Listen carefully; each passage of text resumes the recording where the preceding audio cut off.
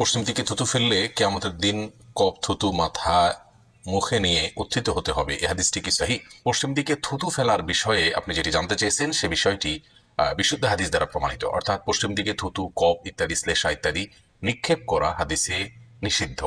এবং এ বিষয়ে ইবনে হিব্বান এবং সহিহ ইবনে খুজাইবা এবং মুসান্নাফ ইবনে আবি শাইবা সহ বিভিন্ন হাদিসের কিতাবে একটি হাদিস বর্ণিত হয়েছে। নবী আলাইহিস সালাম ইরশাদ করেছেন, মান তাফালা তুজাহাল কিবলাতি জা ইয়াউমাল কিয়ামাতি ওয়া তাফালাতুহু মা বাইনা আইনাইহি আও ওয়া তাফালাতুহু বাইনা আইনাইহি। অর্থাৎ যে ব্যক্তি পশ্চিম দিকে থুতু বা শ্লেষা, কপ ইত্যাদি নিক্ষেপ করলো কেবলার দিকে, পশ্চিম দিকে বলছে কেবলার দিকে, যে যেখানে আছেন তার কেবলা যেদিকে হয় সেদিকে যে ব্যক্তি নিক্ষেপ করলো, সেগুলো কিয়ামতের ময়দানে সে যখন উপস্থিত হবে আল্লাহ সুবহানাহু ওয়া তাআলার কাছে, তখন তার কিন্তু দুই চোখের মধ্যবর্তী জায়গায় অর্থাৎ কপালে সেই থুতু, শ্লেষা, কপ সেটা নিয়ে সে উত্থিত হবে। সবাই বুঝতে পারবে যে এই লোকটি এ অপরাধে অপরাধী ছিলেন।